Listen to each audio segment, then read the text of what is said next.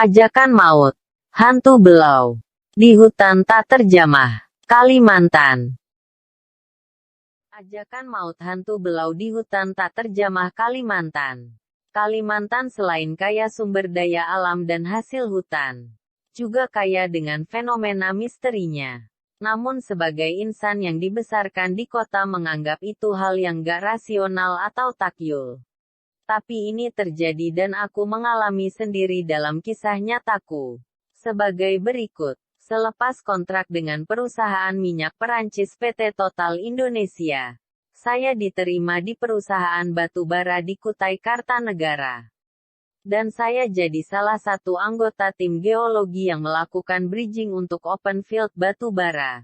Dalam satu tim kami ada 6 orang dan 2 sip dibantu 4 buruh sewaan penduduk setempat. Di hutan kami berbekal makanan dan minuman kaleng dari perusahaan. Sarden, kornet, minuman soft drink dan buah kaleng tapi. Bila ketemu kampung kami beli bumbu bawang, sasa, lombok, terasi, beras, gula, kopi. Kami membawa mobil Triton double cabin dan double garden serta 2 tenda panggung untuk keadaan darurat. Bila tidak darurat kami bikin pondok. Sebab kami bawa tukang chainsaw atau penebang pohon namanya Pak Olan dari kampung setempat. Waktu itu agak mendung kami kemalaman di hutan yang belum pernah diinjak manusia selain kami. Menjelang maghrib kami buka bekal makan malam kami. Lalu kami masak nasi secara iseng aku ingin bikin sambal terasi. Seketika aku bakar terasi lalu mulai tercium bau terasi. Seketika teman yang kami sewa dari kampung dengan wajah ketakutan berkata Mas di hutan ini bakar terasi adalah pantangan. Sama dengan menantang mereka. Lalu kusahut mereka siapa? Makhluk halus penunggu hutan ini. Bulu kuduku merinding walau aku menganggap tahyul. Tapi kalau sudah terlanjur gimana kataku? Lalu teman menyarankan untuk pindah ke lain lokasi. Kata mereka hantu itu akan mengikuti terus selama 7 hari. Kalau tidak diobati oleh orang pintar mereka akan mengajak Mas dibawa ke alam mereka sebagai tawanan dijadikan budak dengan berbagai cara. Akhirnya kami tetap di situ sebab pertimbangan untuk cari lokasi baru tidak memungkinkan lagi. Selain mulai gelap dan kami juga kecapean. Sehabis makan malam kami ngobrol seakan tak pernah terjadi apa-apa. Sampai jam 10-an tak terjadi apa-apa. Hingga kami tertidur. Walau aku memprediksi 4 temanku yang dari kampung nampak merasa khawatir akan sesuatu. Hal itu membuat aku semakin berdebar-debar jantungku. Walaupun teman-teman yang dari kota tenang nampaknya bisa tidur dengan pulas. Sampai kira-kira jam 1-an aku tidak karuan tidur. Tiba-tiba ada suara pohon tumbang. Serta angin ribut sekali dan suara itu timbul tenggelam selama hampir 1 jam berulang-ulang. Kami tak ada yang berani bangkit maupun bersuara. Kadang suara kecipakan air seakan banyak orang lagi mandi di kolam belakang pondok kami. Aku mulai gelisah baca ayat-ayat Al-Quran sebisaku. Kami masing-masing tidak tahu satu sama lainnya diam dan hening. Bahkan aku mulai berpikir jangan-jangan itu suara binatang semacam monyet atau beruk. Aku membesarkan hatiku. Tapi rupanya mereka tahu apa yang sedang kupikirkan. Karena tiba-tiba terdengar suara keras ketawa orang laki-laki banyak. Seketika hatiku berkata ini hantu tentunya. Mana mungkin ada orang selain kami. Ini ada 50 km masuk hutan tak ada jalan akses selain jalan yang kami bikin ala kadarnya. Dan kami membawa mobil Triton double cabin dan double garden yang rodanya dimodifikasi tinggi dan 2 sepeda motor trail. Kami juga bawa senapan besa buatan Amerika serta 2 senapan api rakitan. Jadi kalau ketemu manusia jahat bisa kami lawan. Teror hantu itu berlangsung sampai menjelang fajar.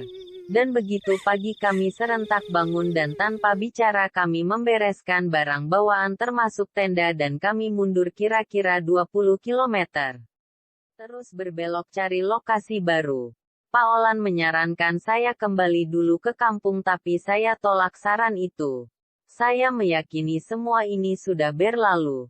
Tapi perkiraanku itu meleset, rupanya ini adalah awal dari teror sesungguhnya. Hari itu Jumat jam 9 pagi kami start untuk survei lokasi baru kami.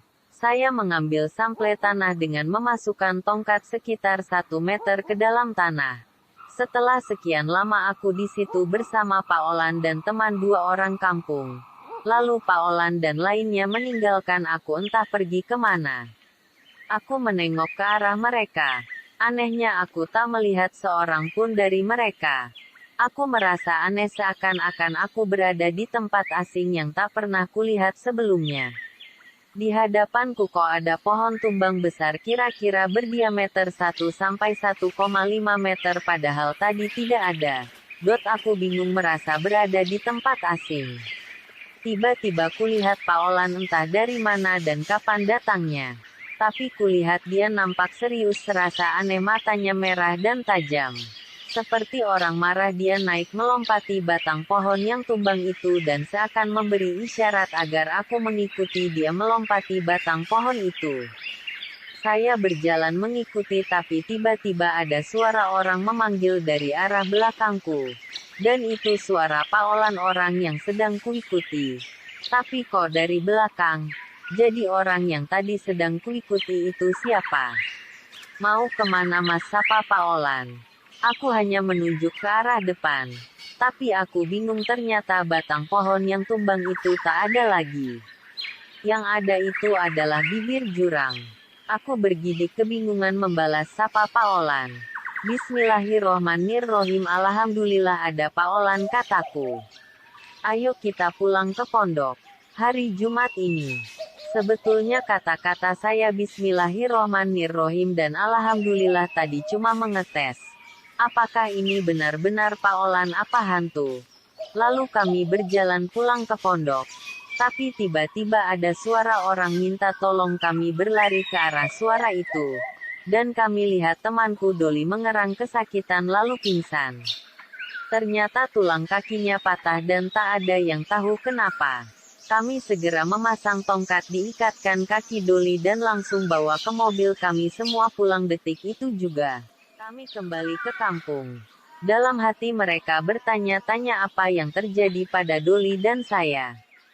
Sampai di kampung, Doli kami rujuk ke RS Parikesit Kukar dan kami minta tepung tawar pada tua labok sesepuh di situ. Lalu saya bercerita dari bakar terasi, terus teror suara malam hari dan penampakan 2 Pak Olan serta pohon tumbang yang ternyata bibir jurang. Doli pun sempat cerita bahwa waktu itu dia mendengar suara burung tengkeruah di balik batang pohon tumbang. Dan dia naik ke batang itu lalu menembak burung itu dan kena. Waktu mau dia ambil tiba-tiba didahului makhluk seperti singa tapi warnanya hitam. Tubuhnya belang-belang seperti harimau sambil menerkam bangkai burung dan memandang dia. Saking takut dan ngeri dia loncat turun lalu tulang kakinya patah. Anehnya batang pohon itu tidak pernah ada, jadi masih misteri Doli itu jatuh dari mana. Saya bertanya pada tua labok kenapa hanya masalah bakar terasi sore jadi begini runyam sih, tua. Baiklah, tua ceritakan riwayatnya begini. Bahwa sejak dahulu kala terjadilah perseteruan antara orang rimba, penguasa hutan, dan orang laut, penguasa air. Orang laut berbau amis terasi. Dan orang rimba berbau ternak telur ayam. Maka jadi pantangan di hutan bakar terasi senja adalah pantangan. Dan di daerah pantai bawah telur ayam masak saat senja juga pantangan. Karena klo itu dilakukan dianggap menyerukan tantangan. Syukurlah kalian selamat. Aku sudah memintakan maaf pada mereka. Jadi pada saat kalian pindah lokasi itu, justru itu tempat markas mereka. Untung kalian tidak melompati batang pohon tumbang itu karena itu batas alam mereka. Kamu dan Doli mau dibawa ke alam mereka. Jadi hewan seperti singa itu sebetulnya menyelamatkan Doli. Dan yang menyelamatkan kamu Pak Olan. Walau semua itu Allah yang mengerakkan dan menghendakinya. Jadikan peristiwa ini suatu pengalaman. Bahwa tiap-tiap daerah ada adat dan kearifan lokal yang mesti kita hormati dan patuhi. Sejak kejadian itu saya berhenti bekerja. Dan saya sakit hampir sebulanan.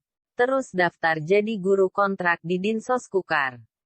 Cerita ini berdasarkan kisah nyata. Bagi yang terlibat nama telah kami samarkan dan mohon maaf bila salah dalam penulisan. Terima kasih.